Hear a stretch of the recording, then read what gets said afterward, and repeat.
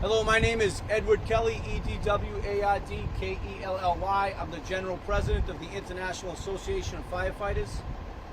On behalf of the 360,000 IAFF members across the United States and Canada, we want to ensure that the families of those people that lost their lives last night know that our thoughts and prayers are with them. Last night was not only a tragedy in the city of Fall River, it was also a travesty for the people who were in that building last night. Fall River Fire Department runs with 10 fire companies. Only 2 of them are staffed at national standards with 4 firefighters on those companies. The other 8 fire companies only have 3 firefighters on them. That's wrong. Last night, had they been staffed properly up to national standards, there would have been 8 more firefighters effecting rescues here last night. There's no doubt that would have made a difference in the amount of people that we lost to this terrible fire last night. Lives would have been saved if the Fall River Fire Department was adequately staffed. To put that in perspective, Fall River's sister city, New Bedford, has 4 firefighters on every truck, but they only have 9 companies. Had this same fire happened in New Bedford, there would have been more firefighters at that fire with 9 fire companies than there was in Fall River with 10 fire companies. Thank God for the heroic efforts of the Fall River firefighters who saved dozens of lives last night, and some of whom came in off duty that didn't have adequate equipment, didn't have breathing apparatus, didn't have personal protective equipment, yet put their lives at risk, kicked doors in, rescued people. But unfortunately, it just wasn't enough. That's wrong. Fall River and the people that live here deserve better. And we call upon the mayor to increase the staffing up to what New Bedford does, up to what the national standard calls for, which is 4 firefighters per company. That's what Fall River deserves. I'd now like to bring up Michael O'Regan, the president of the Fall River Firefighters Union, who also, and I'll say it, he probably won't, responded heroically last night from home, kicking in doors and rescuing people, and did a tremendous job. Michael. Thank you, sir. I responded. I was here about 10 minutes before, 10 minutes after the initial alarm. What I saw when I came here last night was something short of miraculous. I can't say enough good things about what my firefighters did and how they reacted and the lives that they saved. We did the best we could with what we had, and what we had was not enough. And for many years in the city of Fall River, public safety has been a line item, and lives are a budgetary concern. Last night was an example of this. 40 minutes into this incident, 40 minutes into this incident, Captain O'Regan, who also happens to be my brother, responded, came in, 3rd floor, we started ventilating windows and searching windows. 40 minutes after, Captain O'Regan found 3 victims and also helped recover 1 other. There were no other firefighters available to help Captain O'Regan do a search in a fire building where we had unknown number of victims. I'll bring up Captain O'Regan, and he can kind of tell you exactly what he saw and what happened, what transpired. Thank you. Hi, my name's Frank O'Regan, captain of Heavy Rescue 1, obviously the better looking of the O'Regan brothers. Typically in a recall, when you come in, you're really just, rolling hose, maybe doing some overhaul. So to my shock, when I came in, it was still a very active fire scene with rescue still going on. I couldn't find any breathing apparatus, and there was really nobody on the B side of the building doing, like, the guys with gas in the back. They were still pulling people out, and there was nobody on the B side. And I saw my brother and a couple other people said, hey, there's still people trapped on the 3rd floor. So they raised a ladder. I went in. I didn't have an air tank or anything. First room empty.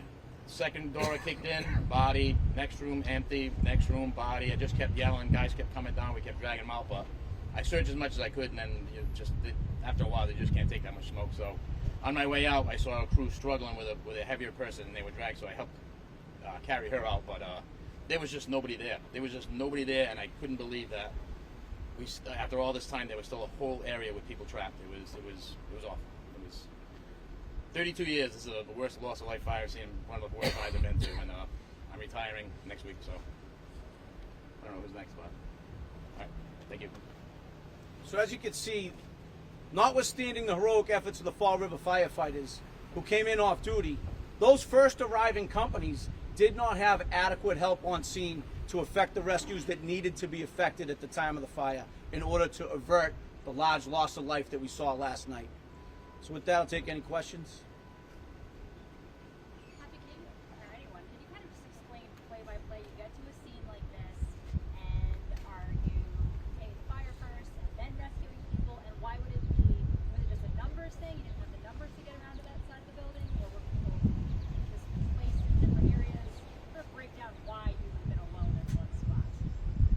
Well, I mean, I wasn't here last night, but to answer your first question, when there's people hanging out the windows, the first order of business is to get them out of the building so that they don't jump, right? That's the first order of business.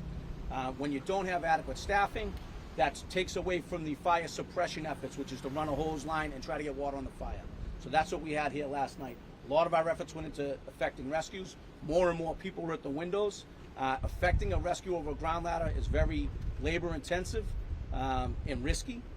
So last night, you know, what we saw was the need exceeded the amount of resources that we had, the amount of manpower that we had on scene. That's why people came in off duty and tried to help. That's why, you know, the firefighters that were here were exhausted by their own admission, and fair enough, this is a very labor intensive job. We have, you know, about 70 people that live in that building. That's about 70 apartments that have to be searched under heavy smoke conditions, in some cases heavy fire conditions. So it was a very difficult search and rescue. And, you know, as Captain O'Regan mentioned, he came in off duty, so when he got there, he was by himself as other rescues were being infected, and those victims were being brought out to be transported to the hospital. Was it just the poor staffing, or was it anything with this building in particular? There are other contributing factors that I'm sure that the fire chief will address in due time. One obvious one was the fact that the city of Fall River doesn't maintain adequate staffing levels, like, for instance, the city of New Bedford, right next door. Is there a call for mutual aid? Did other cities come and help out? I turn that over to.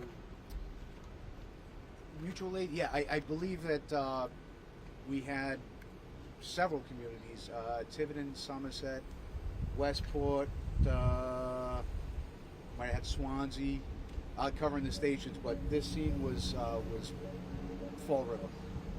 But we did have a lot of mutual aid ambulances, and I will say this: a big thank you to the staff at St. Anne's Hospital who shuttled patients directly from the scene directly to the hospital in wheelchairs, along with the EMS division of the fire department and the police officers as well. Quite a few of them also got transported for smoke inhalation because they were also actively engaged in rescue operations. Michael, can you walk us through? You said you were at home. Yes, sir. You got here within 10 minutes. Yep. Why did you come here, and what did you do as soon as you got here?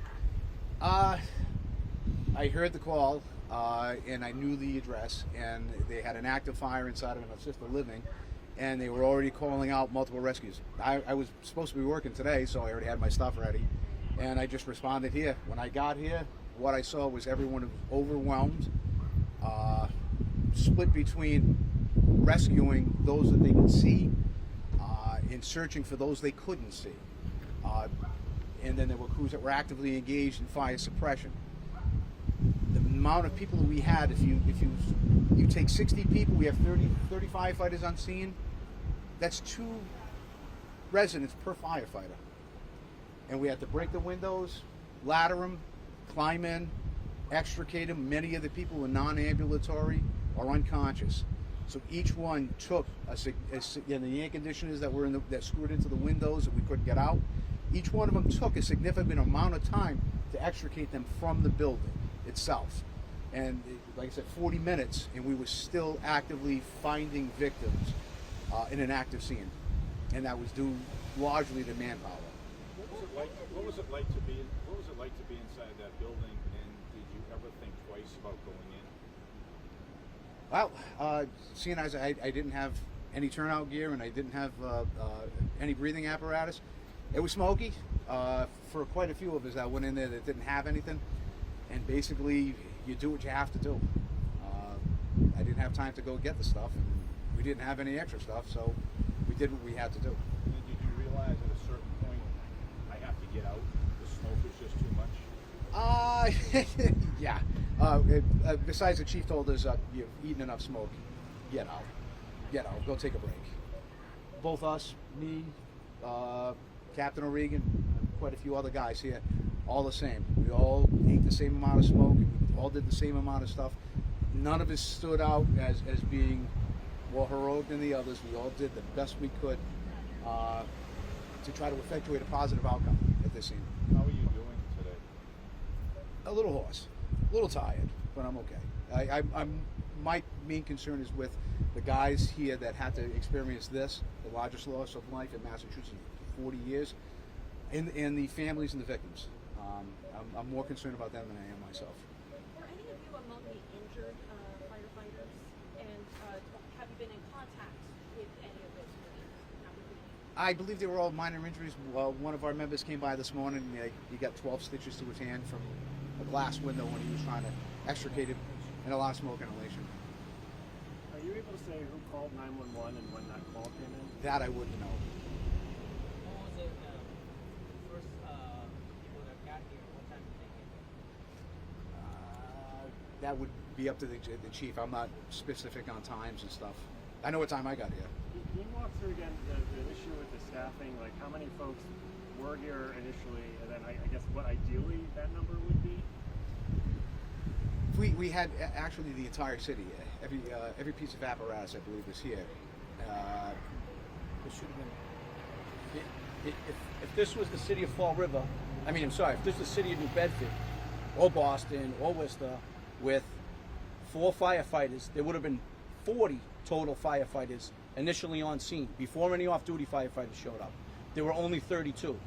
Those additional 8 firefighters, in my opinion, would have affected rescues, would have saved lives, and I don't think I'm overstating that probably 5 more people could have lived had those 8 firefighters been on scene, been able to effect rescues if they were here initially on the apparatus where it should be staffed to.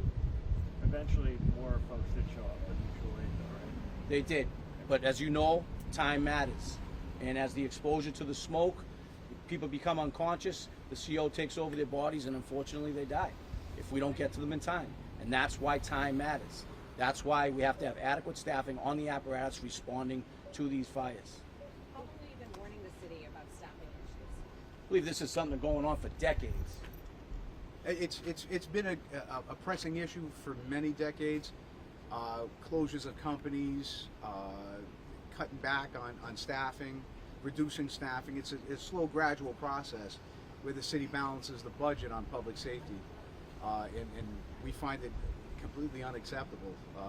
I would ask the mayor, to what cost a human life? To what cost 9? Now, what changes do you think you need to see to increase the staffing, whether it's recruitment, budgeting, benefits? What do you think the city can do to help fix that problem? Find the money. Government is awfully good at wasting money on nonsensical projects when they should be putting it towards life safety. Again, what price does a life have? Real quick. The mayor can decide tonight to staff this city properly. He can order the chief tonight to put 4 firefighters on every piece of apparatus in the city, and it would be done. Can I ask you a follow-up question? Do you mind? Sure. Have you had a chance to process last night, this morning? How you doing? I was feeling pretty sick all day, so, and I'm working overtime tonight, so I'll hydrate a little and back at it. And your fellow firefighters, can you talk a little bit about, working together out here and what you guys did working together since you were out here? Yeah, when I got here, these guys had done an unbelievable amount of work, just a tremendous amount of work, and these guys were really beat up, and they were They were making all kinds of rescues out windows, coming down stairways, so they had done such an unbelievable amount of work when I got here. That's why most of them were just completely spent. I get all the credit in the world for the guys that showed up and just saw this horrific scene. Like, it must have been awful. You mentioned some of the challenges, from the air conditioners to the fact people that you were dealing with here. So you had to overcome a lot than maybe just a normal fire. Yeah, the ladder they put up, I had to push the air conditioner in, take the window out, and then just kind of dive in. But there were a lot of air conditioners and the windows kind of screwed in. But a mobility of people, that, you know, for many people, Kathy, you mentioned that there was a challenge of, you know, making sure that people could get out of the building safely, them being able to walk on their own. You know, I know nurses will say that, like, their biggest fear is a fire at an assisted living facility or a nursing home. There's a lot of disabled people here. By the time I showed up, anybody that was able-bodied that was already out. The people that I came across in the apartments that I were on the floor, completely covered with soot and unconscious. Are you guys able to see what sprinklers were going off when you went to the building? I don't know. I'm not going to comment anything that's like an investigation where they kind of. Assuming that you probably can't answer this, but any indication of what started the fire? I can't even venture a guess. Do you know where? I don't even. I came in and I went to the B side of the building, and that's kind of where I kind of check things out later, but that's way out of my scope. Can you say and spell your name? Frank, F-R-A-N-K, O'Regan, O-R-E-A-G-A-N. And your position in the fire department? I'm the captain of the heavy rescue company for another 12 days or something like that. And then I retire. Thank you. Thank you. So one more piece I want to identify. The National Institute of Standards and Technology studied staffing of fire companies, and they showed that the difference between staffing a fire company with 3 firefighters versus 4 firefighters was a difference of 25% in efficiency of achieving the task they were assigned. So that's a reduction in time, that's a reduction in ability to rescue people, and that's what we saw here last night. That's why we want this problem in Fall River fixed by the mayor. We've seen a lot of community outdoor today in terms of clothing drives, food drives, things like that. Is there anything that the community can do to help all of you, whether it's, you know, advocating for that staffing? Yeah, I would say call the mayor and tell him to staff the city properly, and say a prayer for those people that died last night. Thank you. Thank you.